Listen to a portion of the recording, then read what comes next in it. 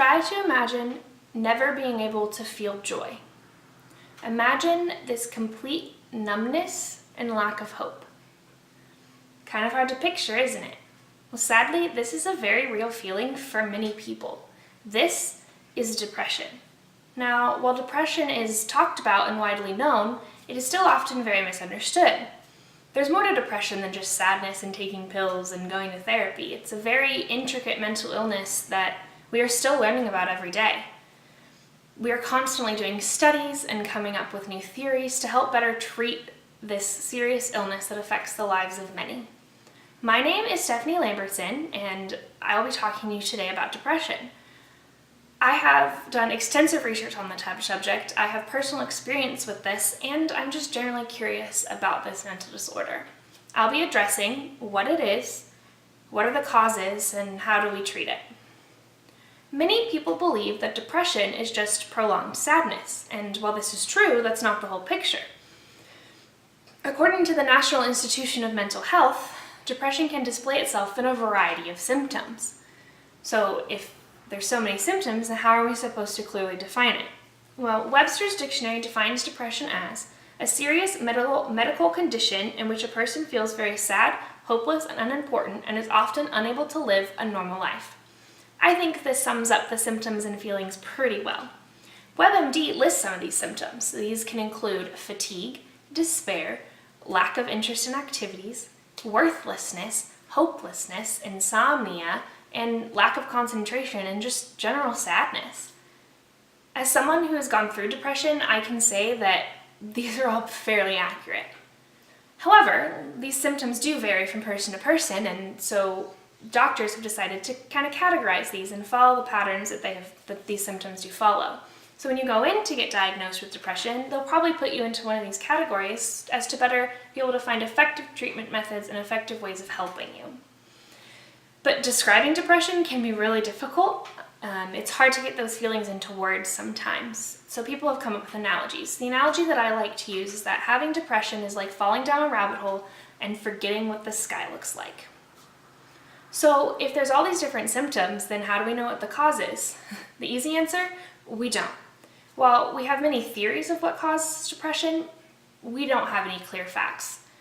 The National Institution of Mental Health has described some of the causes as being either biological, genetic, environmental, or psychological. And you can have even a combination of these effects that help lead to your depression. But as you can see, this is very vague.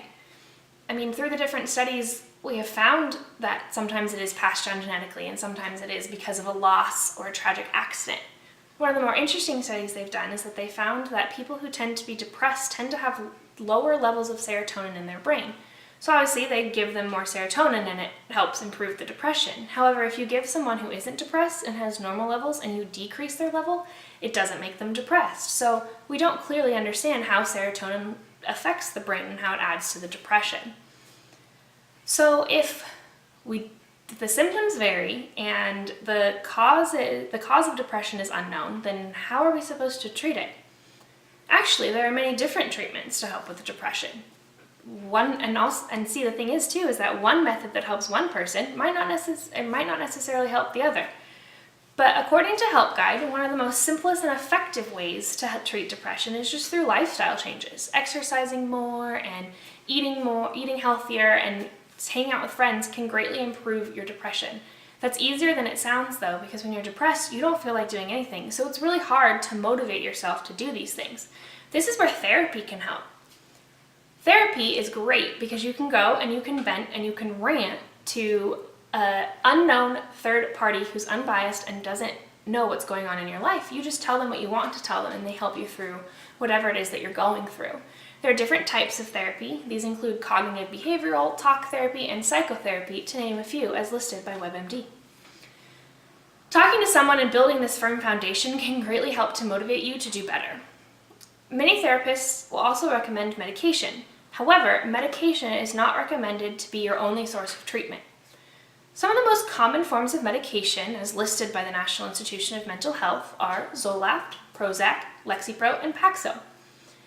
But they recommend that you either take medication and do these life changes and go to therapy in a combination. You use all of these things to treat your depression, and you need to find what works best for you.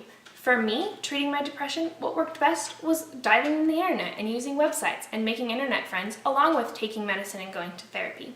Find what works for you to best treat your depression. Depression is a complicated thing, and it is often very difficult to diagnose and treat due to how much it varies from person to person. With no clear cause and no clear description of what it feels like and what the symptoms are, depression can be really hard to live with.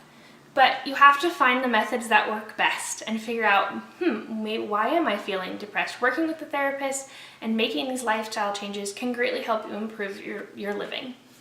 Depression is a very real thing, and we still have a long way to go, but we have come so far in understanding it. Thank you.